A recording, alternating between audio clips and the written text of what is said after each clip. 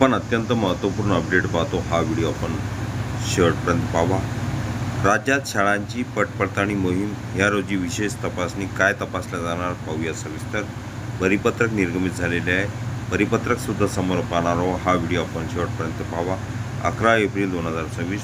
नमस्कार मित्रांनो, चॅनलमध्ये आपले सर्व स्वागत आहे. तत्पूर्वी आपण नवीन असाल चॅनलला आता सबस्क्राईब करा, समोरील बेल आयकॉनला क्लिक करा. निश्चितच नवनवीन अपडेट अखिल दामोदर क्लासेस चॅनलमार्फत सतत आपल्याला पाहायला मिळतील. पाहूया सविस्तर. महाराष्ट्र शासनाच्या शालेय शिक्षण व क्रीडा विभागांतर्गत शिक्षण आयुक्तालयाने राज्यातील सर्व शाळांची पडताळणी एनरोलमेंट व्हेरिफिकेशन करण्यासाठी महत्त्वपूर्ण आदेश जारी केले आहेत. या आदेशानुसार 11 एप्रिल, 15 एप्रिल आणि 22 एप्रिल 2026 या 3 दिवशी राज्यभर ही मोहीम राबवण्यात येणार आहे.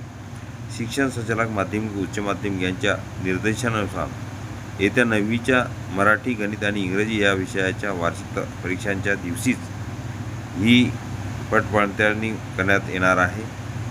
त्यामुळे विद्यार्थ्यांची उपस्थिती, नाव नोंदणी व प्रत्यक्ष शैक्षणिक स्थिती यांची अचूक पडताळणी करण्यावर भर दिला जाणार आहे. या मोहिमेसाठी प्रशासनाने मोठ्या प्रमाणावर अधिकारी व कर्मचाऱ्यांची नियुक्ती केली आहे. यामध्ये केंद्रप्रमुख, गट शिक्षणाधिकारी, प्राथमिक माध्यमिक योजना लेखाधिकारी, अधीक्षक, शालेय पोषणाहार, जिल्हा शिक्षण व प्रशिक्षण संस्था डाईटचे अधिव्याख्याते तसेच वेतन व भविष्य निर्वाह निधी पथकाचे अधिकारी व विस्तार अधिकारी यांचा समावेश आहे. हे सर्व अधिकारी शाळांना प्रत्यक्ष भेट देऊन तपासणी करतील.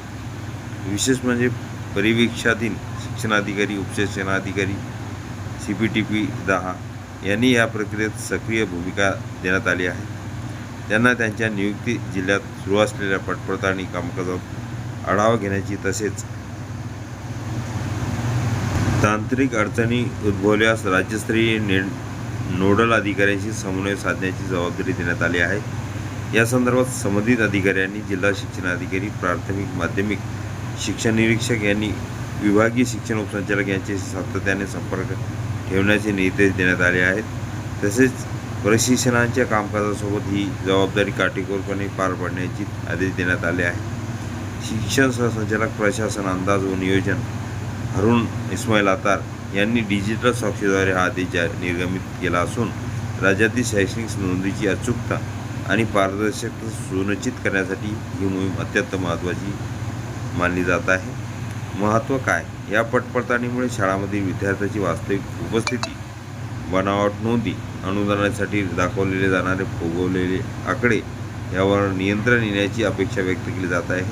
तसेच शासनाच्या विविध शैक्षणिक योजनांची अंमलबजावणी अधिक प्रभावी होण्यास मदत होणार आहे. परिपत्रक पाहण्याअगोदर हा व्हिडिओ उपयोगी वाटला असेल लाईक, शेअर आणि अखिल दामोदर क्लासेस चॅनलला सबस्क्राईब करा, लाईक करा, कमेंट्स करा.